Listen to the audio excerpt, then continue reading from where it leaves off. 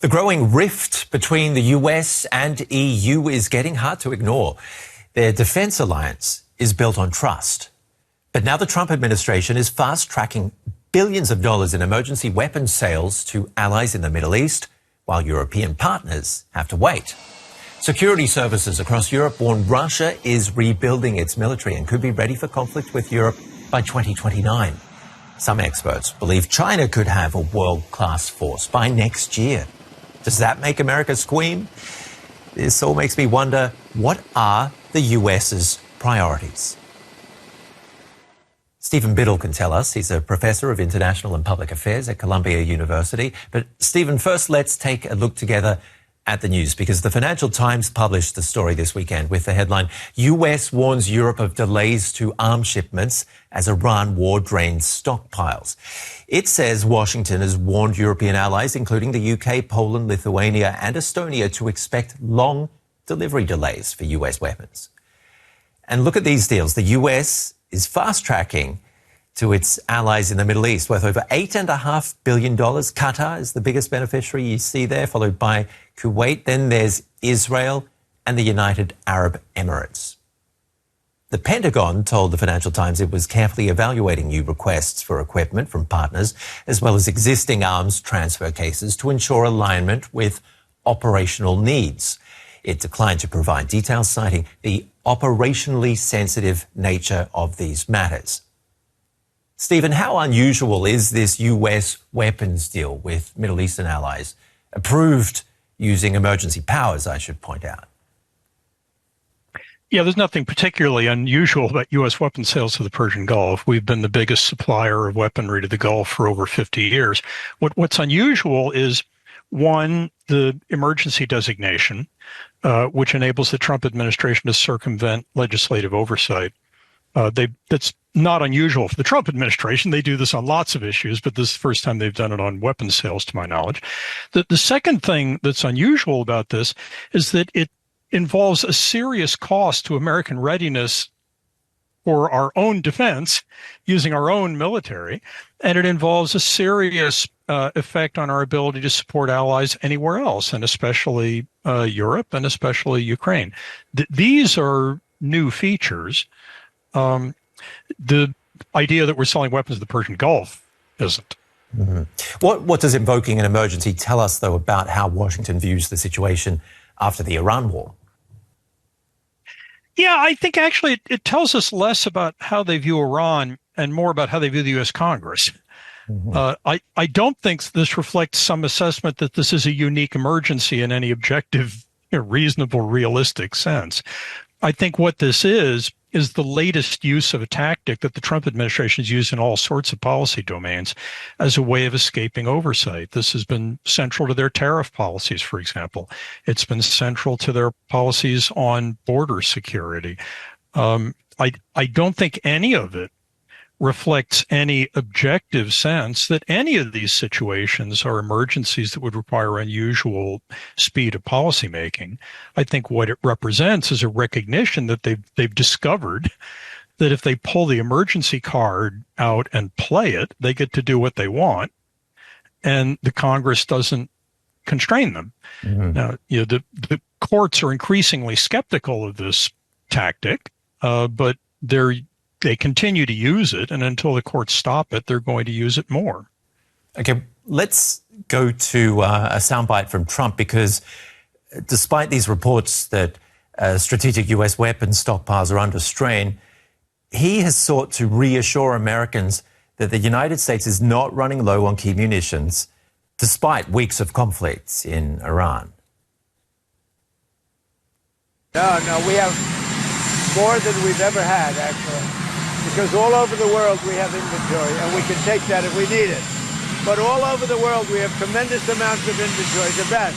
For instance, we're stocked and locked and loaded. Right now, we have more than double what we had when this started. Is the US running out of weapons? That depends on how you define it. If it means, or do we not have enough weapons to fight the war in Iran? The answer is no, we have enough for that. The problem is the rate of usage in Iran is making it substantially less likely that the U.S. has enough weapons to deal with a potential war with the People's Republic of China, and that the United States has enough weapons to deal with a threat from the PRC and support our European allies. It's the number of different stresses on the U.S. arsenal that's creating the problem here.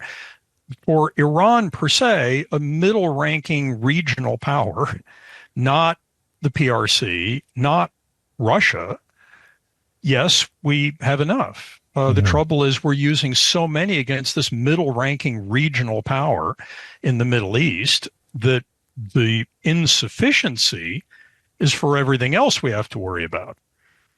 Well, let's talk strategy then for a moment, because in the press releases the State Department issued for all these deals with its Middle Eastern allies, there's a sentence repeated each time. This proposed sale will contribute to the foreign policy and national security of the United States. Stephen, can you expand on that? Well, the president interprets the national security of the United States to be whatever foreign policy priority he has at time T. He's decided, notwithstanding his own national security strategy, that it's all of a sudden critically essential to U.S. national security to wage a war against Iran. I mean, if you read his own national security strategy, you would find this a surprising finding. So I don't think this so much represents some deep rethink of America's interests in the world. I think what this represents is the Trump administration decided that it had an opportunity in Iran in the form of a weakened opponent that they would like to make substantially weaker still, and they thought they could do it quickly and easily at low cost, especially after the adventure in Venezuela turned out in the short term pretty well for them. I don't think this represents some realignment of American foreign policy. The realignment of American foreign policy arguably came about when the Trump administration took office, before they decided to wage a war on Iran, when they significantly changed U.S. priorities to de-emphasize Europe, de-emphasize Russia, continue to emphasize the PRC and the Pacific, but then to create this wholly new emphasis on the Western Hemisphere, which hadn't been a focus of U.S. foreign policy in generations. Those things are new. Now, whether they will continue is another matter, right? I mean, the war in Iran is sucking the oxygen out of the rest of U.S. national security policy. It's consuming munitions that we now don't have to deter other opponents elsewhere. It's consuming munitions we don't have to support allies elsewhere. It's occupying the foreign policy bandwidth of the rather limited number of people that Trump trusts to have any meaningful role in the development of policy. And because there's no obvious end to the Iran war anytime soon, the likelihood that it will continue having this kind of gravitational effect, just kind of drawing all of the attention and all of the emphasis out of the U.S. government's ability to think about foreign policy, may go on for a while.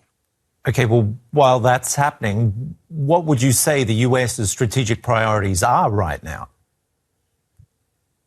I think the strategic priority at the moment is to try and find some way to get out of the cul-de-sac they've driven themselves into in Iran without a catastrophic result in the American midterm elections.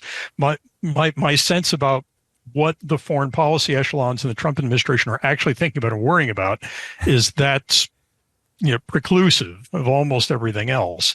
I don't think they expected this to become this big thundering problem for them. I thought they thought this was going to be quick and easy. Now that it isn't, it's forcing all sorts of complicated trade-offs, like, for example, using munitions that would be better reserved for the Pacific to wage a war that we didn't really need to wage and wasn't particularly part of U.S. national security strategy anyway. So I think that the war in Iran is the overwhelming focus, and everything else ends up being interpreted through that lens. So you take, for example, U.S. policy towards NATO, right? The dust up with Germany doesn't appear to be the result of some particular immediate change in the Trump administration's attitude towards NATO. They've never particularly liked NATO. And there have obviously been all sorts of tensions since they took office.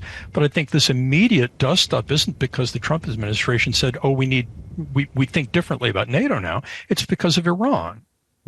They want assistance in getting themselves out of the mess they've created. They're not getting it. And hence they're angry at people that they think should be pulling this rabbit out of a hat for them and saving them from their own problem, and won't do it. So now they're angry at the various people who aren't bailing them out. So is U.S. defense capability stretched across too many theaters right now? Oh, absolutely. Absolutely. I mean, again, this like so much of the rest is an own goal, right? The U.S. military would be sufficient together with NATO to deal with the Russian threat, and together with our Pacific allies to deal with the PRC threat. But then, we suddenly decided that Latin America is a major U.S. national security focus. We then alienated all of the allies that would help us in dealing with the Russia problem in Europe and help us in dealing with the PRC problem in the Western Pacific. And lo and behold, if we're going to do this all by ourselves, and we're going to start a war of choice in the Middle East, and topple various governments in Latin America, will Venezuela be the end? Who knows? And redeploy the military to the southern border and treat that as a national security issue. I mean,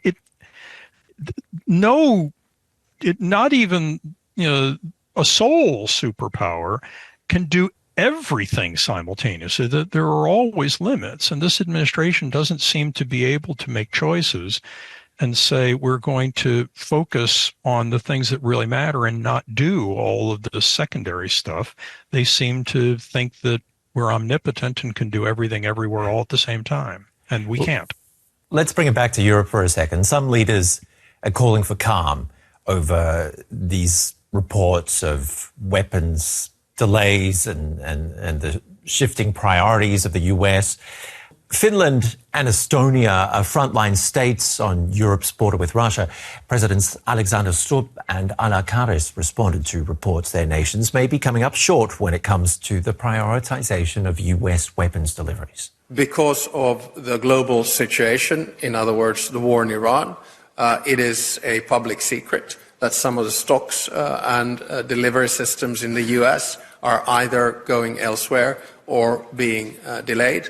But I don't see any need for alarm. I know that there is a delay. It's probably a question to our Minister of Defense, what kind of missiles or ammunition we are missing. But as far as I know, it's HIMARS. That gives a signal that in Estonia and in Europe in general, we should much faster develop our defense industry, not relying on different countries in the world. So, Stephen, is Europe being deprioritized or being pushed to take more responsibility? Well, I think both. Those two things go together. And certainly in terms of the bigger picture from Europe, as long as there's a reasonable chance that a MAGA Republican will be in charge in the United States, Europe has got to step up. We're just not going to be reliable in ways that I wish that we had been and that I wish we would continue to be. But you don't think it could be a longer-term shift? Well, I mean, the longer term depends very much on the future of the MAGA Republican Party in the United States. I mean, NATO remains popular among American voters, but there's increasingly a partisan divide. North of 80% of Democrats support NATO. Fewer than 40% of Republicans support NATO. So, if MAGA Republicanism somehow burnt itself out, I mean, the attitude of the American people as a whole is not dramatically different than it was prior to Trump.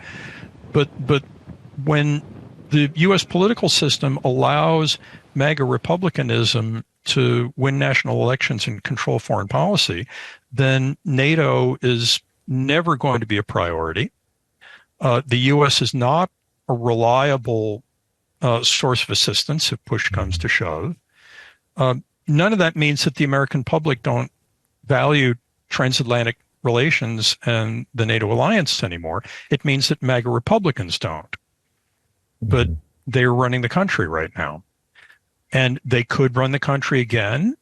And if I were in Europe, I would take seriously the prospect that this view, whether it's the majority view in the United States or not, could shape U.S. policy, and Europe needs to hedge against that.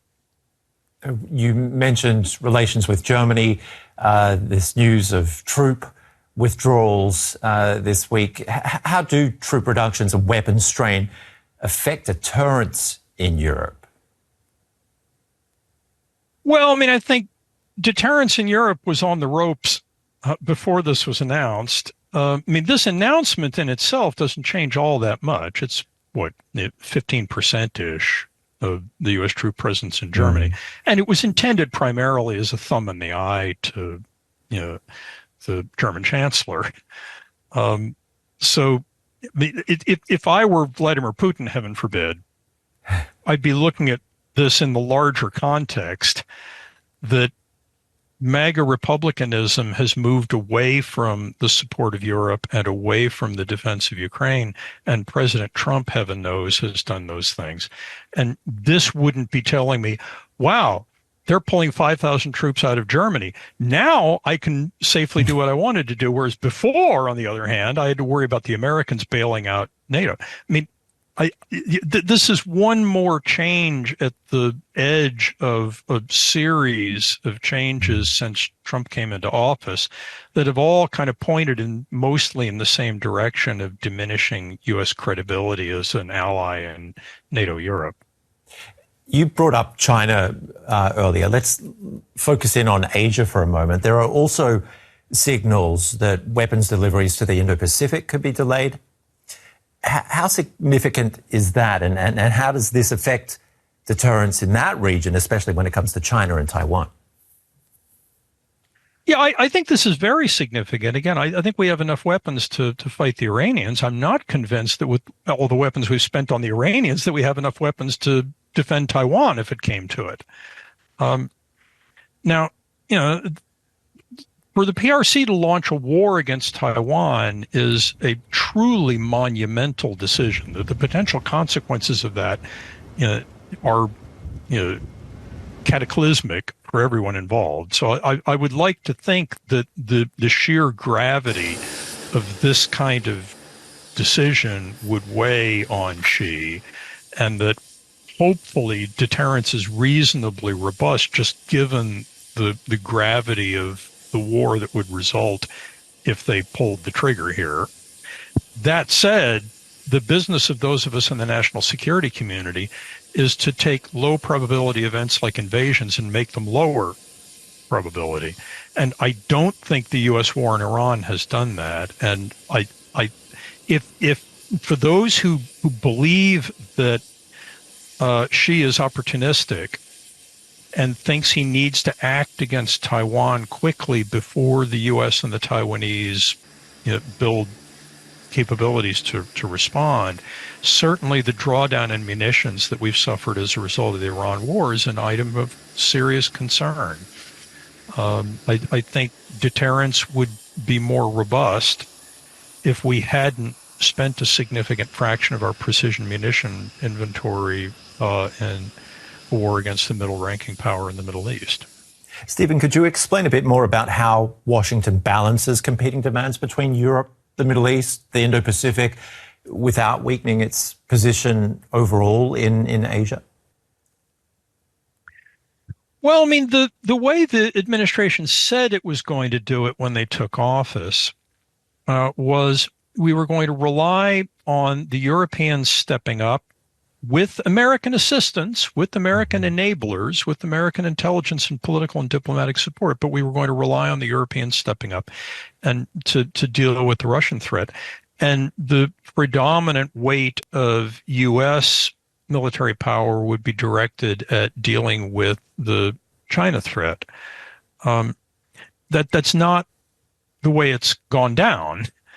Again, none of that says, let's go start a big war in the Middle East and expend half of our precision ordnance there. That wasn't part of the plan. Now, as far as that goes, the Trump administration aren't the first people to suffer this phenomenon. The Obama administration was the first to announce a pivot to Asia, in which the United States was going to stop getting bogged down in these forever wars, as they like to call them, in the Middle East, and reorient out of the Middle East and toward East Asia and our Pacific Alliance system. The Obama administration didn't have the kind of anti-NATO chapeau that this administration does, but they too wanted to shift to the Pacific, and they didn't do it. The budget didn't change, troop deployments didn't change. It appears to be harder for the United States to shift out of the Middle East than most strategists think would be advisable. Even if you support a strong transatlantic tie and a strong U.S. contribution to NATO, as I do, for whatever that's worth, you can accommodate that to a significant degree while deterring the PRC if you're not waging wars of choice in other places, be they the Middle East or be they Latin America or be they Greenland or wherever else. So the Trump administration could be capable of juggling more than just one ball. Well, I mean, any American administration with the economic and military power the United States has, we can cope with more than one theater, but that doesn't mean you can cope with everything simultaneously everywhere. Yeah. I mean, strategy is about making choices. It's not about doing everything at the same time. If you try that, you end up being short somewhere and potentially a lot of somewheres, quite plausibly Asia and Europe. Could you sum things up for us, though? If people are listening in and thinking, is this just a temporary crunch? Is this just the MAGA movement? Or is this the start of a more permanent shift in US global strategy? What's your take there?